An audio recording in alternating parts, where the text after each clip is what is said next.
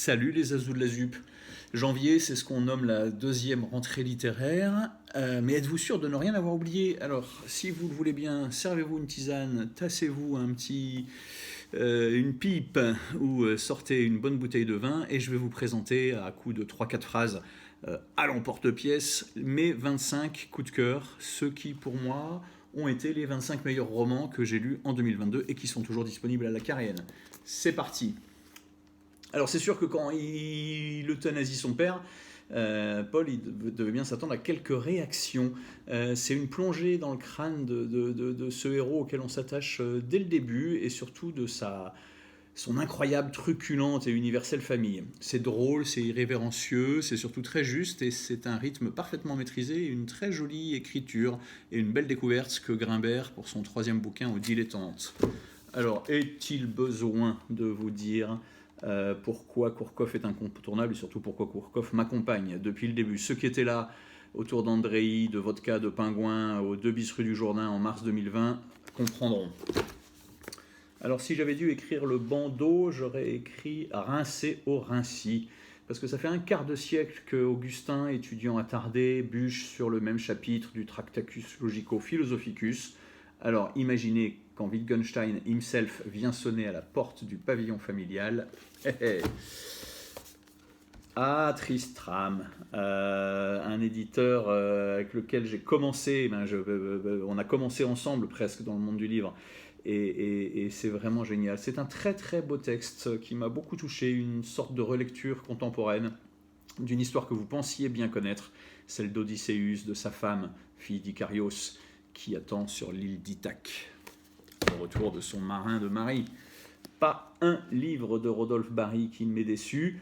Après Carver ou Hadji, il nous entraîne cette fois-ci en compagnon de Sam Shepard. Alors que vous soyez ou pas attiré par Shepard ou que vous connaissiez pas ou pas bien ce dramaturge et ce comédien, on s'en fout parce que je vous jure que vous en redemanderez et c'est là que réside le talent de Barry qui réussit à transcender littéralement et qui a créé un genre presque.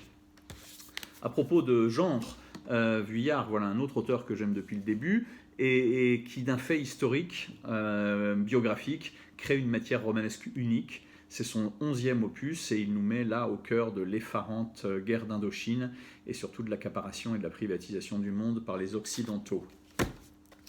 Chez Christian Bourgois de César Aira, alors ça c'est une fable moderne et fantasque sur le pouvoir. Moi j'ai adoré marcher en compagnie du président de la République, dans ses déambulations nocturnes et secrètes à Buenos Aires. C'est un vrai bonheur de trouver César Aira, qu'on avait découvert grâce aux bons offices marseillais d'André Dimanche il y a plus de 20 ans, en n'oubliant pas que c'est un auteur qui avait été d'abord publié par Nadeau et Caillois. Alors s'il y avait un fils spirituel des éditions André Dimanche, ça pourrait être les éditions Do, avec ce Giorgio De Maria, un ovni, littéralement, une inconnue au bataillon, mythique en Italie, cultissime presque, publié dans les années 70, 3 semaines sous forme d'une enquête, 3 semaines qui vont complètement bouleverser la vie de Turin, c'est incroyable, gros coup de cœur aux éditions Do.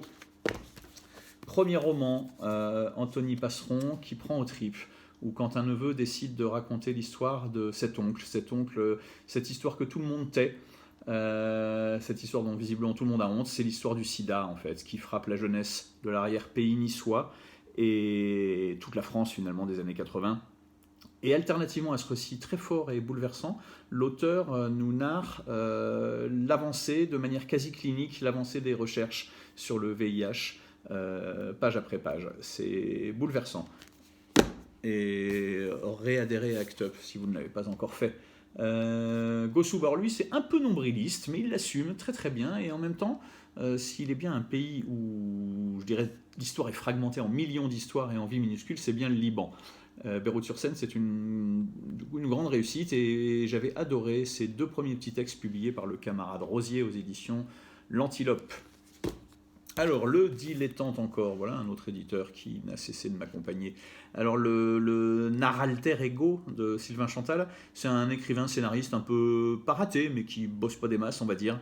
Et alors, soudainement, il découvre qu'en fait, l'inspiration, elle se cache au sein de sa propre famille, en la personne d'un grand-oncle au destin totalement incroyable. Vous allez traverser l'histoire du monde, d'Éthiopie à l'Italie, en passant par le Liban, encore une fois, tiens, et c'est vraiment génial. Turco de Sylvain Chantal, c'est son deuxième roman. Puisqu'on parle de deuxième roman, j'ai pas fait exprès, mais c'est drôle de tomber sur Capizzano, publié par Marion Mazorik au Diable Vauvert. J'avais beaucoup aimé son premier roman. Et alors là, c'est un incroyable road movie totalement irrévérencieux dans une langue moderne, bourrée de références. C'est sexy, c'est drôle, c'est rock. Et voilà, vous allez suivre une bande de pieds nickelés qui s'est croisée en garde à vue, c'est hallucinant. Et puis pour la petite histoire, la deuxième partie du roman, ça s'appelle quand même Le ventre de la péniche, se passe dans une péniche que vous connaissez bien, ou en tout cas mes clients connaissent bien, parce que c'est cette péniche qui nous remonte nos vins d'Ardèche, et notamment les vins des camarades du Mas d'Intras. Voilà, vive Fleuve de Liens, vive les Canaliens. Chez Equinox, collection de romans noirs aux arènes, un très très beau texte qui se déroule dans une réserve amérindienne au Canada, où la coupure d'électricité semble un petit peu se prolonger et la neige arrive. C'est un très très beau huis clos. On ne sait pas comment la communauté va réagir comme ça, si elle qui est si soudée, mais comment va-t-elle réagir une fois coupée du monde. C'est un beau huis clos, je le disais, sur la famille, sur la culture et les us des Amérindiens et des Premières Nations. Un très beau texte sur l'altérité, sur l'accueil de l'étranger. La suite, on en est à la moitié. La baleine tatouée. Alors là, c'est une découverte totale et enchantée d'un auteur maori et d'un éditeur tahitien. Donc Witi Imaera nous plonge avec cette baleine dans vraiment au fond du Pacifique, littéralement, et au sens figuré également. C'est très beau et c'est un très très beau texte qui résonne encore en moi, que vous pouvez même conseiller à des beaucoup plus jeunes. Je ne suis pas le seul à penser que Darwin est à ce jour le meilleur bouquin de Colin Niel. Darwin, c'est trois personnages en fait. C'est Mathurine, qui est une sorte d'anthropologue un peu contrarié et qui bosse à l'aide sociale à l'enfance. C'est Darwin, le héros éponyme, qui est un petit gamin légèrement handicapé, mais surtout mal aimé, et qui n'est heureux et à l'aise qu'en forêt. Et justement, le troisième personnage de Darwin, c'est la forêt, c'est la jungle, la forêt amazonienne. Cette forêt qui touche le bidonville où vit Darwin. C'est un texte formidable, puissant. C'est aussi en creux un roman sur la misère ultramarine.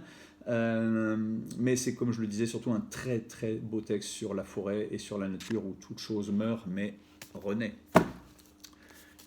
Premier roman publié par les très pointus et aimés éditions de la Grange Batelière.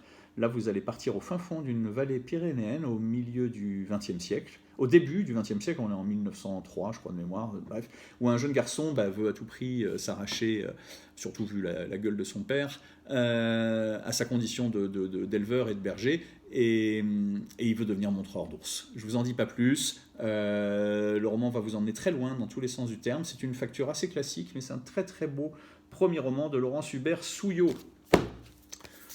Alors, troisième bouquin publié chez Bourgois, alors que les autres textes étaient à la Contralée ou à la Dragonne, et malgré ce pédigré, c'est seulement maintenant que je découvre Antoine Mouton. Mais alors là, énorme coup de cœur, je ne vais plus rien rater de ce mec, qui est libraire aussi, je crois, donc ce qui n'est pas fait pour me déplaire, et c'est clairement le fils spirituel de Boris Vian et de Michel Gondry. Un autre auteur français publié chez Bourgois, justement.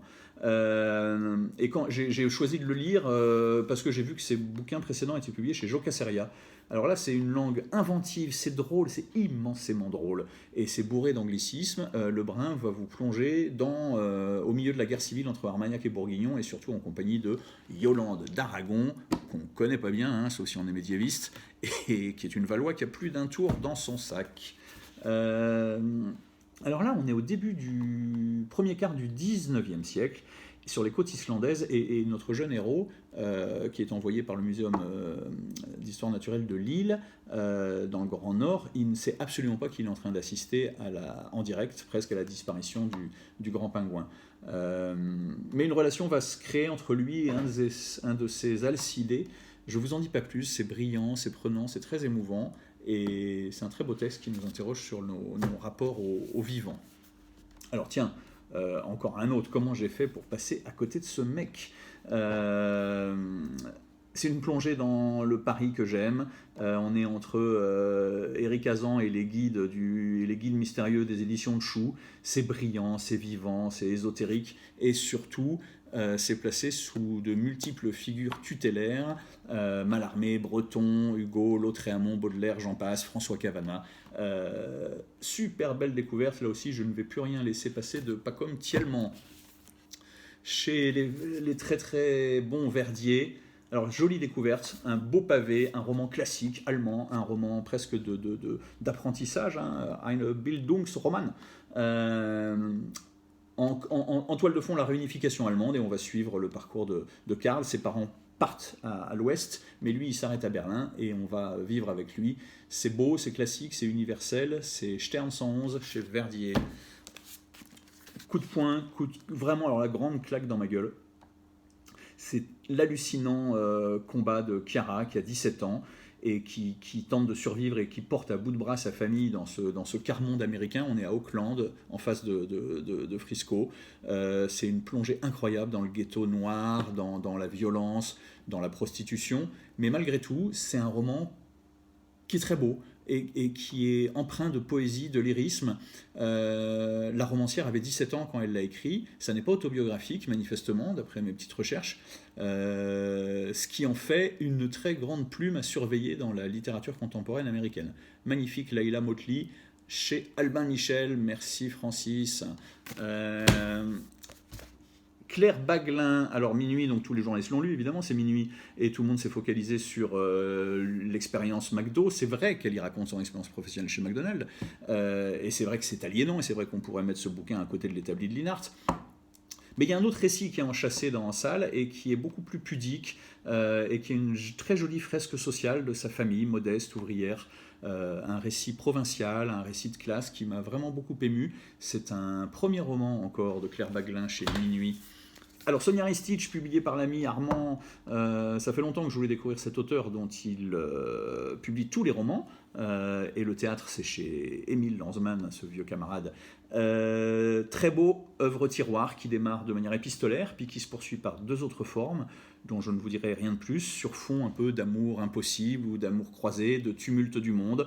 3 périodes aussi, et surtout 3 très très beaux portraits de femmes, c'est Sonia Ristich. Et on termine par le dernier que j'ai lu, là, juste avant la fin d'année, Des Transition Baby, de Tori Peters, qui vient d'être traduit, et de mémoire, ça c'est sorti il n'y a pas très longtemps non plus. Après la transition, la détransition. Voilà un peu si je devais résumer en une phrase. C'est écrit comme un soap opéra queer, mais c'est bien plus que ça, c'est bien plus drôle et plus profond que drôle qu'il n'y paraît. C'est publié par les camarades de Libertalia. Voilà, c'était les 25 coups de cœur en littérature française et étrangère en 2022. Bonne lecture et peace and love.